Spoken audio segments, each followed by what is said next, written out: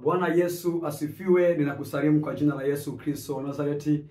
Mungu ni mwema, Mungu ni mwaminifu, ameendelea kutupa neema na kibali cha kuendelea kuwepo katika siku ya leo. Namshukuru Mungu sana kwa ajili ya neema hii na kwa ajili ya kibali hiki ambacho ameendelea kutupatia ama kunipatia cha kuendelea kuwepo katika siku ya leo. Kama kawaida, kwa majina yangu ninaitwa Mchungaji Jackson Komando. Leo kuna kitu ambacho nataka nije kufungua ufahamu wako kidogo, ili kwamba uweze kunielewa. Hivi unajua siri ambayo iliyopo kwenye background nyeusi? Naona sana hivi sasa waimbaji ambao wengi wanaojiita waimbaji wa nyimbo za Injili, waimbaji wengi ambao wanajiita waimbaji wa nyimbo za Injili, unakuta wanaweka nini? Wanaweka background nyeusi. Hii yote ni kwa sababu ya kuigaiga vitu ambavyo hawavijui, kwa sababu wamekuwa ni watu wa kuwafuatilia watu waimbaji wa nyimbo za kidunia, na wenyewe pia tayari sasa zile spirit zile roho za waimbaji wa kidunia zimeshawaingia. Kwa hiyo na wenyewe wanatamani yale ambayo watu wa kidunia wanayofanya, na wenyewe wayafanye, na wenyewe wayafanye. Kwa sababu gani? Kwa sababu neno la Mungu limeshasema kwa kitabu kile cha Isaya, sura ile ya 5, sura ya 5 mstari wa 13, kwamba watu wa Mungu wamechukuliwa mateka kwa kukosa nini? Kwa kukosa kuwa na maarifa. Watu wa Mungu wamechukuliwa mateka kwa kukosa kuwa na maarifa. Achana hiyo ya Hosea, maana watu wengi wanajua kwamba ni Hosea tu. Hata ya Isaya amesema. Hapa subiri kusomea haraka, subiri kusomea kitabu cha Isaya, Isaya sura yake ni ya 5 mstari wake ni wa 13. Neno la Mungu nasema hivi: kwa sababu hiyo watu wangu wamechukuliwa mateka kwa kukosa kuwa na maarifa. Watu wa Mungu wamechukuliwa mateka kwa kukosa nini? Kwa kukosa kuwa na maarifa. Kwa hiyo watu wengi wa Mungu kwa kukosa maarifa ya neno la Mungu, wamechukuliwa mateka na mambo yale ambayo wanayafuatilia.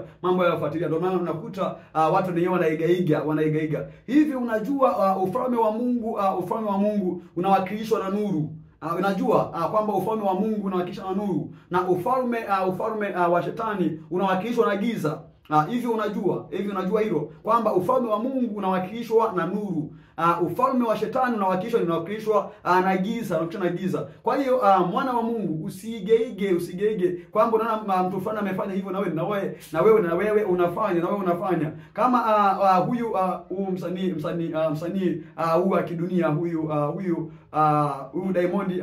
Kuna wimbo ambao ameimba wa nini, wa African Beauty, ule wimbo ambao ameimba African Beauty, namna ule muonekano huko kwenye ule wimbo. Ule muonekano ni muonekano wa kuzimu, na unakuta na mtoto na mwana wa Mungu, mtu ambaye anajiita ameokoka kwa kukosa maarifa, na yeye anatamani kwenye video zake anazotengeneza na yake mfanano wa ile video yake.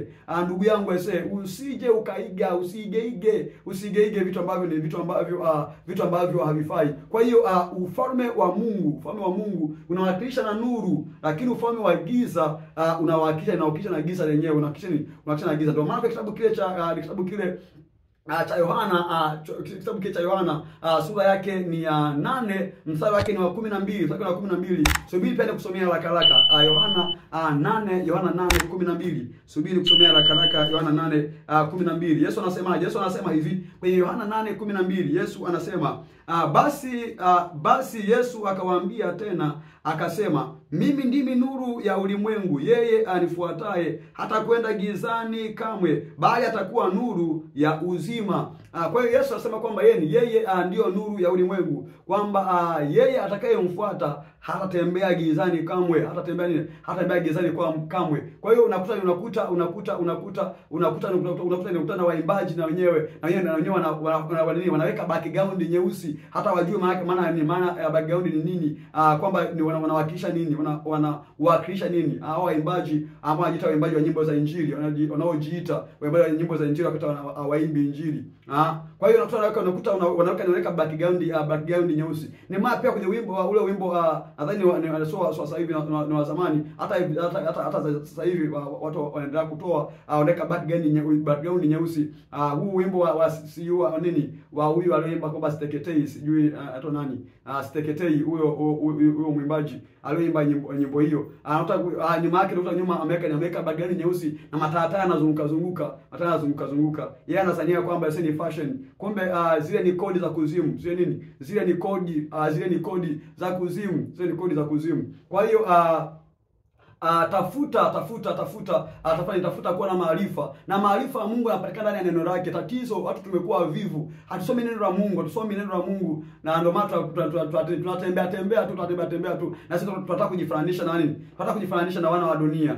Wewe unataka kujifananisha na mwana wa dunia. Wewe sio mwana wa dunia, wewe ni mwana wa nuru. Yaani ni aibu, inatia hasira, inasikitisha sana, kwani unaiga wana wa kidunia. Wewe mwana wa nuru, mtoto wa mfalme, mzao mteule, ukuhani wa kifalme, wewe ambao umeteuliwa na Mungu, unaiga wana wa kidunia. Uko serious kweli? Kwa hiyo kuwa makini sana, usiige.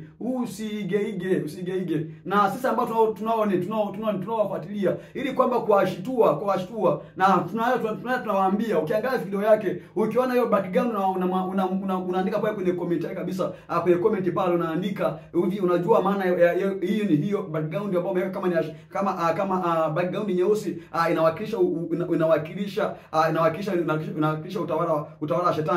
Unamwambia kwamba sasa wakimwambia watu wawili watatu ataanza kukaa na kujihoji, maana watu wengi kukosa maarifa. Lakini ukipa maarifa anaweza akaelewa. Ndio maana unaweza kusema kwamba tunawahukumu kama hatuwahukumu, kwa sababu pia hatuna namba zao za kuwapigia simu, ama hatuna hata kama tungekuwa nazo, tukiwapigia hawawezi kukupokea. Kwa hiyo ndio maana tunachukua jukwaa hili la mtandao, na kwanza kulitumia hili jukwaa hili ambalo tumepewa, na kwanza kupata sauti kwamba sasa yote itakayomfikia basi imfikie. Ni sawa na kutupa jiwe gizani, kwamba sasa itakayomfikia huyo ndio mlengwa. Kutupa jiwe gizani, itakayomfikia ndio huyo ndio mlengwa. Kwa hiyo ndicho ambacho tunachofanya hapa, sio kuhukumu, bali ni kurekebishana, ili kwamba watu wajue, kwa sababu tusipofanya hivyo, yani itakuwa sisi tunaweza kwa amani, lakini kizazi chetu ambacho kinachokuja ndio kitateseka. Kwa sababu gani? Sisi ambao tumewatangulia tumenyamaza kimya, kama nini? Kama wachungaji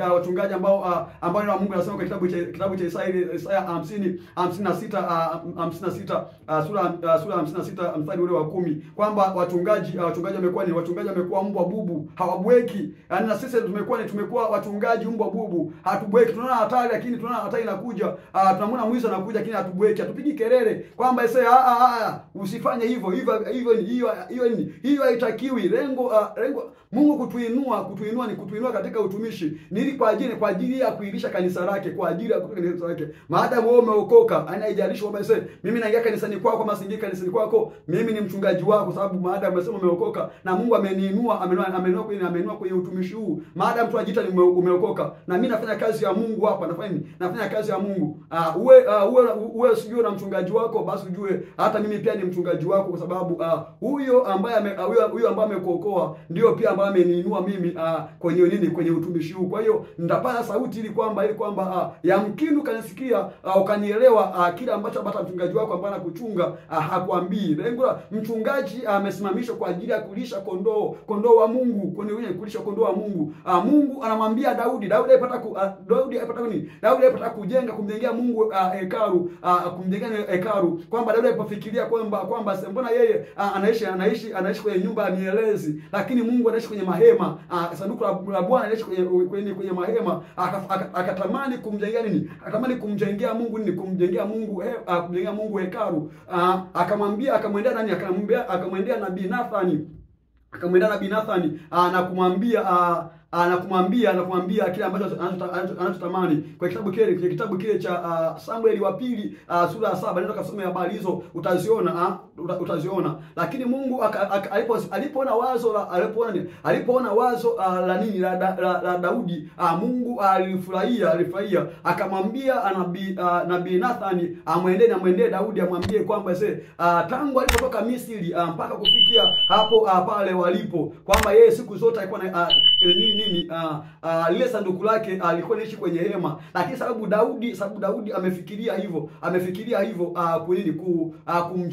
kumjengea Mungu hekalu, na sababu pia amemwaga damu, hawezi kumjengea. Lakini lile wazo lake Mungu amelichukua, mtoto wake ambaye anatoka kwenye viuno vyake ndiye atakayemjengea Mungu hekalu. Lakini pale ukisoma kwenye ile sura ya 7 mstari wa 7, pale kwa neno ambalo Mungu amesema kwamba hakuwahi kuagiza waamuzi wote wale ambao Mungu amewainua kwa ajili ya kuwalisha taifa lake Israeli, ama watu wake Israeli, kumwambia mtu yoyote kwamba wamjengee Mungu hekalu. Lakini ile wazo nimekuja tu kwa Daudi.